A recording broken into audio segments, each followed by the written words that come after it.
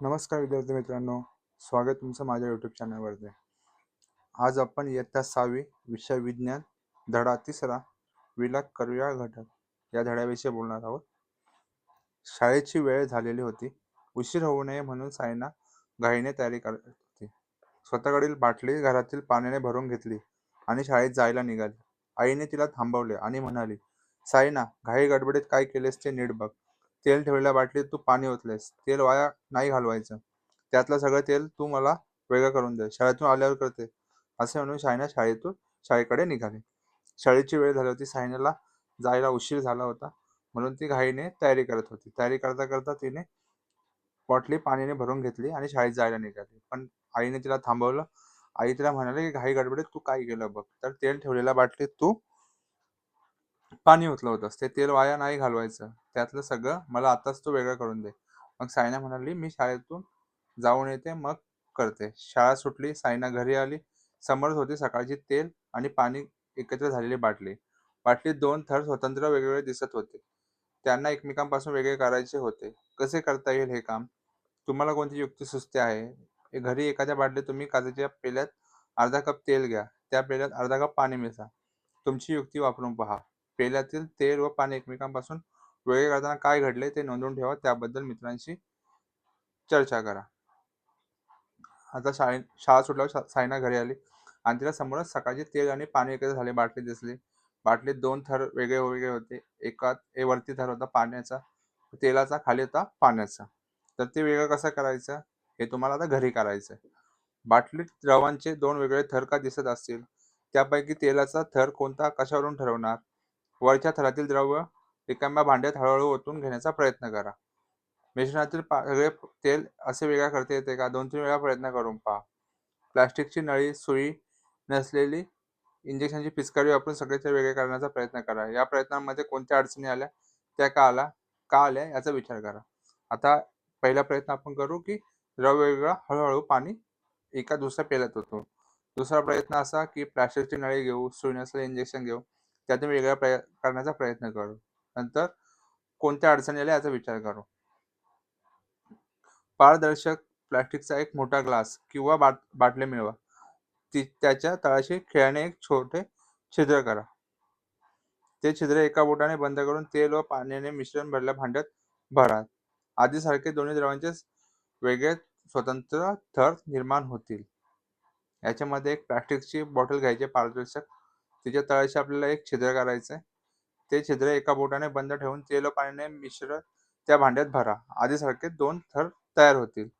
आता हे मिश्रण असलेले भांडे दुसऱ्या रिकाम्या भांड्याच्या थोडे वर धरा. छिद्रावरील बोट बाजूला काढा. कोणत्या द्रवाची धार तळाच्या छिद्राच्या खाली पडू लागेल? छिद्रावर पटकन बोट ठेवून आतील द्रव बाहेर केव्हा थांबवावे? वरच्या भांड्यात कोणता द्रव असेल, तळाच्या भांड्यात कोणता द्रव असेल? याच्यामध्ये 2 थर वेगवेगळे झाले. आपण बोट ठेवून काढलं तर पहिला जो पाण्याचा थर आहे तो खाली पडेल आणि तेलाचा थर वरच राहील. 2 किंवा अधिक पदार्थ एकत्र मिसळलेले असतील त्याला मिश्रण असे म्हणतात. मिसळलेल्या पदार्थांना मिश्रणातील घटक म्हणतात. आता 2 किंवा त्याहून अधिक पदार्थ एकत्र मिसळले की त्याला आपण मिश्रण म्हणतो. मिसळलेल्या पदार्थांना मिश्रणातील घटक म्हणतात.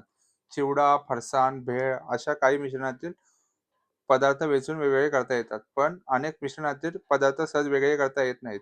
त्यासाठी काही युक्त्या वापराव्या लागतात.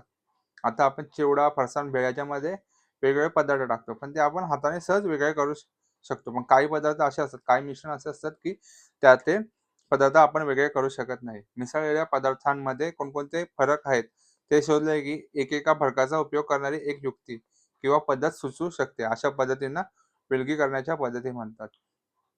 आता मिसळलेल्या पदार्थांमध्ये कोणकोणते फरक आहेत ते शोधले की आपण एक फरकाचा उपयोग करून किंवा युक्ती वापरून आपण विलगीकरणाच्या पद्धती सुचवू शकतो. करून पहा. भाजलेले शेंगदाणे फुटाणे तळहातावर ठेवून थोडे रगदा. तळहात पसरून त्यावर फुंकर मारा. हातातील स्वच्छ झालेले दाणे व फुटाणे राहतील. वाळलेली पाने, भुसा, धान्याचे दाणे या मिश्रणातून दाणे वेगळ्याचे शेतकरी अशा पद्धतीचा उपयोग करतात. आता शेतकरी अशा पद्धतींचा वापर करतात पदार्थ वेगळे करण्यासाठी. आता उफणणे ही क्रिया बघूया. याच्यामध्ये शेतकरी राजा आहे. त्याने हातामध्ये सूप घेतलेला आहे आणि तो धान्य वरून हवेतून खाली सोडत आहे. त्याच्यामुळे धान्यामध्ये असलेला भुसा किंवा घाण असेल ती वाऱ्याने उडून जाते. हे उफणणी यंत्र आहे. वारा असेल तर धान्य, भुसा यांचे मिश्रण उंचावरून खाली सोडल्यास जड धान्याचे धान्य खाली पडतात. वजनाने हलका असलेला भुसा इतर हलका कचरा वाऱ्याबरोबर दूर जातो. यंत्रातील मोठ्या पंख्याने जोराचा वारा निर्माण करून हेच काम कमी वेळात करता येते. आता सेम पद्धतीने शेतकरी वापरतो. हे यंत्रात वापरलं जातं की जोराचा वारा सोडला जातो. त्याच्यामुळे जो कचरा आहे तो दूर ओढून जातो आणि जो धान्याचा दाणा आहे तो खाली पडतो. हीच पद्धत आपण मशीनमध्ये वापरतो. त्याच्यामुळे आपल्याला वेळ कमी लागतो. वाऱ्याच्या मदतीने जड हलके पदार्थ वेगळे करण्याच्या पद्धतीला उफणणे असे म्हणतात. वाऱ्याच्या मदतीने जड किंवा हलके पदार्थ आपण वेगळे करतो त्याला आपण उफणणे असे म्हणतो. आता निवडणे. धान्यामध्ये असणारे छोटे खडे किंवा काड्या त्यांचा आकार, रंग पाहून हाताने वेचून वेगळे करता येतात. या पद्धतीस निवडणे असे म्हणतात. या पद्धतीला काय बोलतो आपण? निवडणे. धान्यातून वेगळे केले जाणारे घटक कमी प्रमाणात असतील तर ते काम सोपे होते.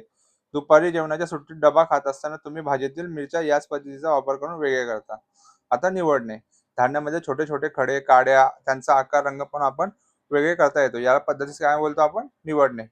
धान्यातून वेगळे केले जाणारे घटक कमी प्रमाणात असेल तर काम आणखी सोपं होतं. जसं आपण जेवणाच्या डब्यात डबा खाताना तुम्ही भाजीतील मिरची वेगळी करता, हीच पद्धत आहे. आता चाळणे. ही चाळणी प्रत्येकाच्या घरात वेगवेगळ्या पद्धतीत ही चहा प्यायची, धान्याची, ही वाळू खडीची. धान्याच्या दाण्यापेक्षा आकाराने लहान खडे चाळणीचा वापर करून वेगळे करता येतात. अशा प्रकारे स्वच्छ केलेल्या धान्याचे आपण पीठ करतो. पिठातील भरड बाजूला करण्यासाठी आणखी बारीक छिद्राच्या जाळीची चाळणी करावी लागते. चाळणीच्या छिद्रापेक्षा लहान असलेले पिठाचे कण छिद्रामधून खाली पडतात. छिद्रापेक्षा मोठे असलेले कण चाळणीच्या जाळीवरच राहतात. म्हणजेच जेव्हा दोन स्थायू पदार्थांच्या मिश्रणातील घटकांचा आकार वेगवेगळा असतो तेव्हा आपण विलगीकरणाची पद्धत वापरू शकतो. आता चाळणे. धान्याच्या दाण्यापेक्षा आकाराने लहान खडे चाळणीचा वापर करून वेगळे करता येतात. अशा प्रकारे स्वच्छ केलेल्या धान्याचे पीठ आपण करतो. त्यामुळे आपण त्यातून स्वच्छ केलेल्या पिठाचे आपण धान्याचे आपण पीठ करतो. पिठातील भरड बाजूला करण्यासाठी बारीक छिद्राच्या जाळीचा वापर करतो. चाळणीच्या छिद्रापेक्षा लहान असलेले पिठाचे कण छिद्रातून खाली पडतात. छिद्रांपेक्षा मोठे असलेले कण चाळणीच्या जाळीवरच राहतात.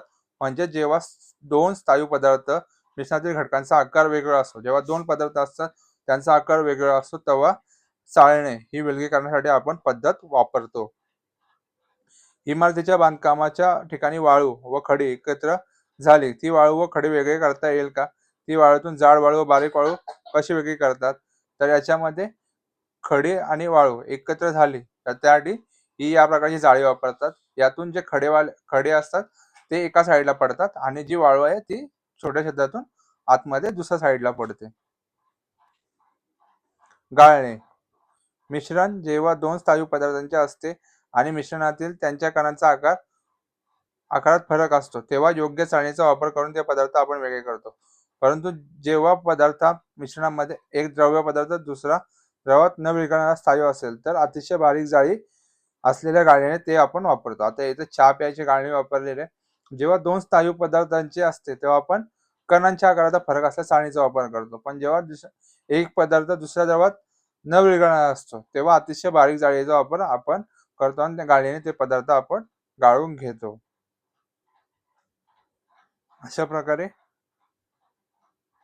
विलग घटक यातला आपण भाग 1 संपवलेला आहे. पुढचा भाग मी पुढच्या व्हिडिओमध्ये टाकेल. तुम्हाला व्हिडिओ आवडल्यास आपल्या चॅनलला सबस्क्राईब करा, व्हिडिओला लाईक, शेअर, कमेंट करा आणि जास्तीत जास्त मुलांपर्यंत आपली व्हिडिओ पोचवा. धन्यवाद.